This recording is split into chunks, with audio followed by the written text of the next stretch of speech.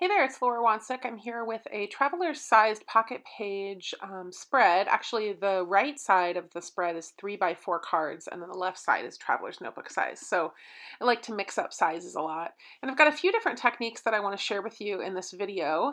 I'm working with photos from my brother's wedding, and I found this picture of my sister-in-law's bouquet, and I thought that I would use it as inspiration to make a flower card. So I'm going through my ink swatch guide and finding ink colors that match that bouquet in terms of the leaves and the flowers. And I'm using a layering stamp that has 3 different layers. So I'm looking for 3 different kind of flower colors and then 3 different layered leaf colors that will work well together.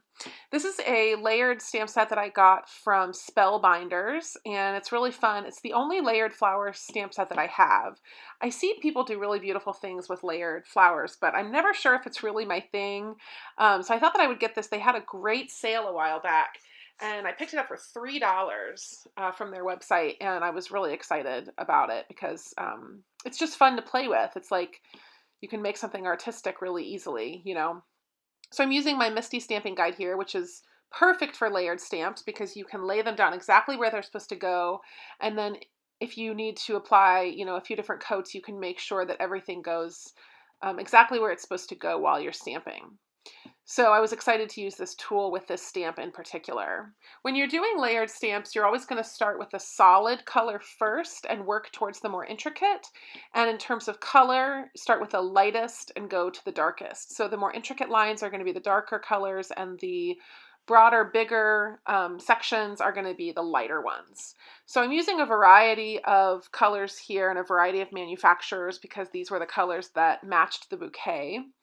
And that last one was a little bit off. I must have gotten it offset, but you really can't tell. And if anything, it probably just adds a little bit of visual interest. This set does not come with a die, but a lot of layered florals do come with dies so that you can cut out the flowers with a die instead of hand cutting it like I'm doing here.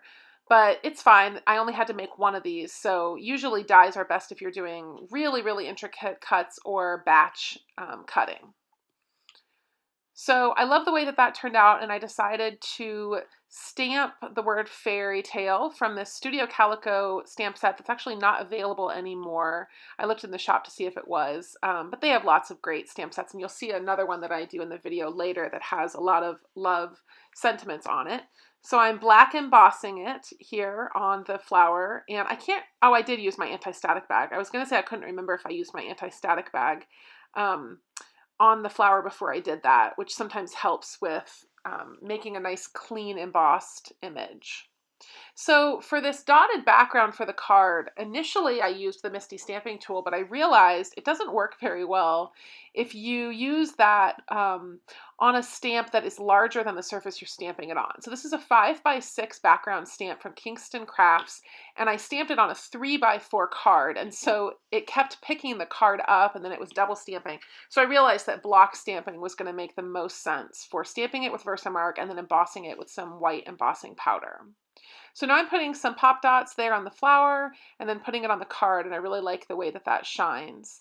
The last step here is putting some Ranger glossy accents just on the darkest parts of each of the layers for a little bit of accent, a little bit of shimmer, and just a little bit of fun. So I really like the way that that turned out, and I thought that it looked pretty next to her bouquet in the spread. A little bit brighter than her bouquet, but that's okay. So then for the last part of this spread, I just needed a little 2x4 filler card at the bottom of that photo. So I'm taking some sponge sugar and creating a little bit of a light pink background here. And then what I'm going to do is create a pattern using these stamps. This stamp set is available from Studio Calico, and it's really fun. Got lots of cute love-themed stamps, especially with Valentine's Day coming up. Just create a little pattern here, and I'm going to stamp these on this card with the same ink that I used to create the background. So it's going to be a tone-on-tone look. And since I just did a light background, you can see that it just does a really subtle pattern there, which I love. And what I did was I did that initial layer, and then I went back and used the stamps to fill in the rest of the space that was missing there on the sides. And then I realized that I needed something to be kind of the the focal point of the card. So I go back and my daughter's trying to show me the Osmo there on the left. Um, your iPad, you can see the iPad in the video I'm making, honey. I go back in and I stamp one of the sections with black over top of it, just with the date of their wedding. So just, to make it something stand out there among that pattern, you can see there. And then the roller date stamp for the date of their wedding, and voila, the spread is done. So I really like how this turned out, and it was fun to make.